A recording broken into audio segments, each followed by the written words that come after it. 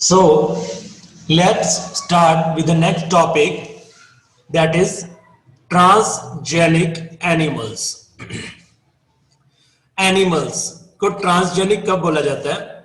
Animals which contain some transgene or we can say some foreign gene are termed as transgene. Animals that have had their DNA manipulated, जिनका DNA manipulate कर दिया to possess and express an extra or some foreign gene are known as transgenic animals. Transgenic rats, rabbits, pigs, sheep, cows, fish have been produced, although over 95% of the existing transgenic animals are mice. तो यहाँ पे question आता है कि सबसे पहले माइस को ही ज्यादा ट्रांसजेनिक क्यों किया जाता है? Because mice as compare to rat are less aggressive. Mice क्या होते हैं? Less aggressive, while rat are more aggressive. Second point, mice को हैंडल करना क्या है? Easy to handle, while rat को हैंडल करना क्या होता है? Tough to handle. And third, their reproductive cycle is short. Reproductive cycle is of short duration. बाकी कोई भी एनिमल है उसका जो रिप्रोडक्टिव साइकिल होता है वो लॉन्ग होता है. Clear? Why are these animals being produced?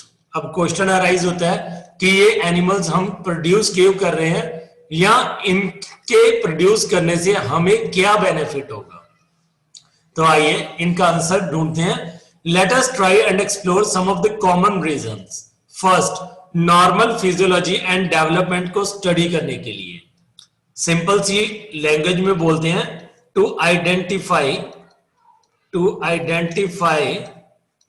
the phenotypic effect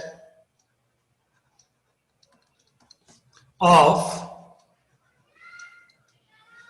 some unknown gene. मान लीजिए कि किसी पर्सन के अंदर कोई अननोन जीन है एक्स. अब हमें नहीं पता कि वो एक्स जीन क्या कर रही है, क्या प्रोडक्ट प्रोड्यूस कर रही है या कौन सी प्रोटीन प्रोड्यूस कर रही है, हमें नहीं पता. हमने क्या किया, वो एक्स जीन को माइस के अंदर इंजेक्ट कर दिया.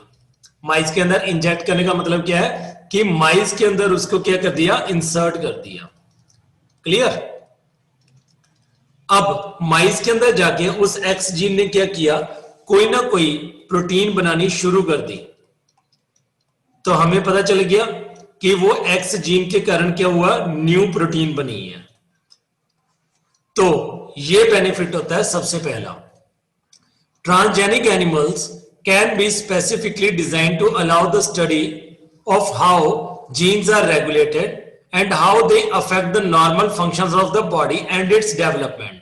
Example, study of complex factors involved in growth such as insulin like growth factors.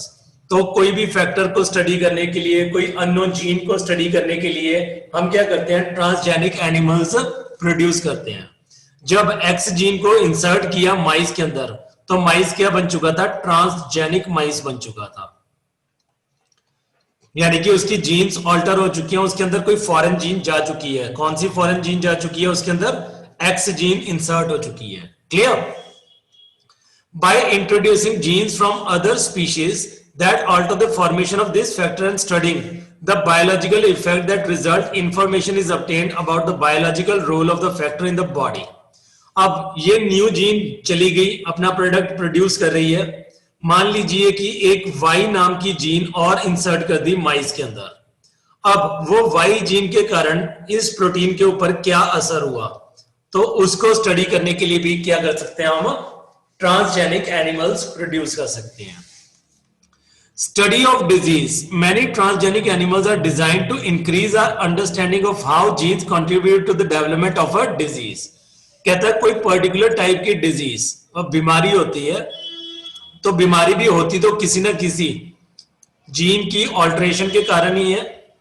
तो वो बीमारी क्यों हुई, वो डिजीज क्यों हुई, उसको आइडेंटिफाई करने के लिए हम जीन मैनिपुलेशंस कर करके देखते हैं। These are specifically made to serve as models for human diseases so that investigation of new treatment for diseases is made possible। कहता हमने माइस लेके उसके अंदर मान लीजिए कोई डिजीज कॉज करने वाली जीन इंसर्ट कर दी, तो वो बीमारी माइस को होगी। वो माइस क्या बन चुका था, ट्रांसजेनिक माइस बन चुका था, क्योंकि उसके अंदर डिजीज कॉजिंग जीन इंसर्ट किया हमने, तो वो माइस को क्या हो गई, डिजीज हो गई। अब हम कोई ना कोई ट्रीटमेंट करते हैं, कोई ना कोई ट्रीटमेंट देते हैं, कोई मेडिसिन देते हैं या कोई वैक्सीन देते हैं। अब डिजीज के ऊपर क्या इफेक्ट हो रहा है, क्या डिजीज क्योर हो रही है या डिजीज क्योर नहीं हो रही। तो हम ट्रीटमेंट चेक करते हैं कि ट्रीटमेंट पॉसिबल है किसी डिजीज का कि नहीं। Today transgenic models exist for many human diseases such as cancer, cystic fibrosis, rheumatoid arthritis and Alzheimer. ये सारी डिजीजेस को हम डिटेल में स्टडी करेंगे। अल्जाइमर डिजीज में क्या होता है, भूलने की बीमारी हो जाती है, भूलने की बीमारी होती है, नर्वस सिस्टम काफी वीक हो जाता है। रेमेटॉइड आर्थराइटिस के अंदर क्या होता है, जॉइंट पेन होना शुरू हो जाता है due to swelling of joints. Cystic fibrosis के अंदर क्या होता है, जो हमारा सेरिब्रोस्पाइनल फ्लूइड है, सेरिब्रोस्पाइनल फ्लूइड CSF, तो उसके अंदर इंफेक्शन हो जाती है, उसके अंदर म्यूकस बनना शुरू हो जाता है। तो ये क्यों हुआ, तो इसके लिए हमने मॉडल्स तैयार कर चुके हैं। मॉडल्स मतलब ट्रांसजेनिक एनिमल्स हमने तैयार किए हुए हैं, जिनके अंदर ये बीमारी हमने ऑलरेडी जानबूझ के इंसर्ट कर रखी है। तो उसके ऊपर ट्रीटमेंट्स हम चेक करते रहते हैं कि ट्रीटमेंट पॉसिबल होगा कि नहीं होगा। Biological products, medicines required to treat certain human diseases can contain biological product but such products are often expensive to make। कहता ह्यूमन के अंदर कुछ बायोलॉजिकल प्रोडक्ट्स तैयार हो रहे हैं, जैसे यहां पे एग्जांपल देगा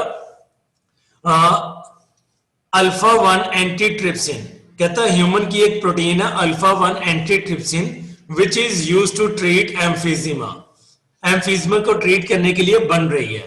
अब वो तो बहुत थोड़ी अमाउंट में बन रही है, तो हम क्या करते हैं कि अल्फा 1 एंटीट्रिप्सिन को प्रोड्यूस करने वाली जो भी जीन है उसको हम माइस के अंदर इंसर्ट कर देते हैं। तो वो माइस क्या बन गया, ट्रांसजेनिक माइस। अब ट्रांसजेनिक माइस क्या करेगा, अल्फा 1 एंटीट्रिप्सिन प्रोड्यूस करेगा। ये प्रोटीन क्या होगी, प्रोड्यूस होगी लार्ज स्केल में।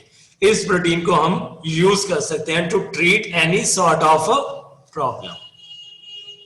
Transgenic animals that produce useful biological products can be created by the introduction of the portion of DNA which codes for a particular product such as alpha protein alpha 1 antitrypsin used to treat emphysema. Similar attempts are also being made for treatment of PKU, phenylketonuria बीमारी हो जाती है जिसके अंदर क्या है, urine के अंदर कीटोन बॉडीज और यूरिन का कलर चेंज होना शुरू हो जाता है। एंड सिस्टिक फाइब्रोसिस, जो बीमारी मैंने आपको यहां पे डिस्कस की, म्यूकस इन CSF। एक और एग्जांपल लेके चल रहे हैं। इन 1997 द फर्स्ट ट्रांसजेनिक काउ रोजी produced human protein enriched milk 2.4 grams per liter. The milk contained the human alpha lect albumin and was nutritionally a more balanced product for human babies than natural cow milk.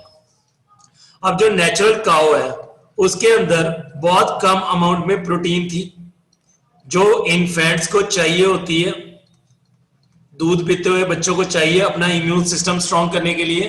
तो हमने रोजी cow produce की, रोजी cow produce की।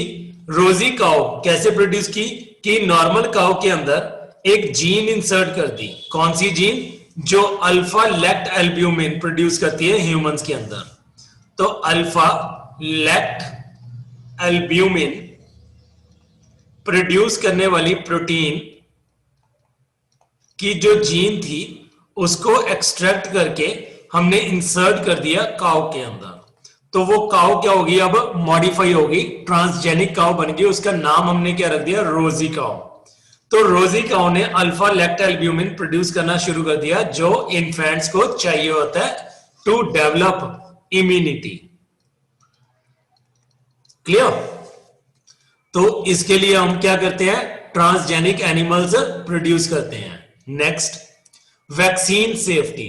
मान लीजिए कोई दवाई, कोई मेडिसिन या कोई वैक्सीन तैयार हो रही है, तो उनको टेस्ट किया जाता है माइस के ऊपर या एनिमल्स के ऊपर, अलग अलग तरह के एनिमल्स के ऊपर। सारे ट्रायल्स पास करने के बाद, जब ट्रायल्स पास हो जाते हैं, उसके बाद उसकी इंप्लीमेंटेशन की जाती है, इंप्लीमेंट किया जाता है। Vaccine safety. Transgenic mice are being developed for use in testing the safety of the vaccine before they are used on humans. Transgenic mice are being used to test the safety of the polio vaccine. If successful and found to be reliable, they could replace the use of monkeys. तो फिर उसके बाद monkeys के ऊपर test करते हैं, right ना, माइस के ऊपर करने के बाद देन उसके बाद उसको फाइनली प्रिपेयर किया जाता है फॉर ह्यूमंस। तो इसके लिए हम क्या यूज कर रहे हैं, मॉडल्स, जो माइस के मॉडल्स हमने तैयार किए कर रखे हैं to test the vaccine safety. Chemical safety testing, कहता हम केमिकल्स की सेफ्टी को भी टेस्ट करते हैं इस प्रकार से, this is known as toxicity और सेफ्टी टेस्टिंग। मान लीजिए कि कोई केमिकल हमने तैयार किया, कोई ईटेबल प्रोडक्ट है, कोई ईटेबल, यहां पे लिख रहा हूं मैं आपको, कोई ईटेबल प्रोडक्ट है, उसके अंदर हमने कोई केमिकल इंसर्ट की है। अब वो केमिकल कितना डेंजरस है या उसकी टॉक्सिसिटी लेवल को चेक करने के लिए हम ट्रांसजेनिक एनिमल्स यूज करते हैं। The procedure is the same as that use for testing toxicity of drugs. तो सेम यही वाला प्रोसीजर है इसके अंदर भी। Transgenic animals are made that carry genes which make them more sensitive to toxic substances than non-transgenic animals. जो transgenic animals हमने produce किए वो काफी सेंसिटिव बना दिए जाते हैं, ताकि जरा सा भी अगर केमिकल टॉक्सिक है तो उनके ऊपर असर शो हो जाए। They are then exposed to the toxic substances and the effects are studied. Toxicity testing on such animals will allow us to obtain results in less time. यहां पे एक पॉइंट और आप ऐड कर सकते हो, to check the expiry of drugs. मान लीजिए हमने कोई ड्रग प्रोड्यूस किया, वो ड्रग की एक्सपायरी कितनी है, वो कब एक्सपायर होगा, तो हमने उस ड्रग को मैन्युफैक्चर करने के बाद 2 मंथ स्टोर करके उसको एनिमल के ऊपर टेस्ट किया, एनिमल के ऊपर कोई उसने साइड इफेक्ट नहीं शो किया। फिर हमने 6 मंथ के बाद ट्रायल किया, 6 मंथ में भी उसने क्या है, कोई साइड इफेक्ट शो नहीं किया। फिर उसके बाद 1 ईयर मैन्युफैक्चर किए को हो गए हैं ड्रग को, हमने एनिमल के ऊपर टेस्ट किया, एनिमल ने क्या कर दिया, कोई साइड इफेक्ट शो कर दिया, कोई साइड इफेक्ट शो कर दिया। तो लास्ट ट्रायल कब हुआ था, 6 मंथ। इट मींस वो ड्रग की शेल्फ लाइफ या वो ड्रग की एक्सपायरी क्या है, 6 मंथ है। तो इस प्रकार से हम ट्रांसजेनिक एनिमल्स के ऊपर अपने सेफ्टी स्टैंडर्ड्स को चेक कर सकते हैं। So this was all about the transgenic animals. In next lecture, we would discuss about the ethical issues. Till then, thank you and have a nice day. Bye-bye.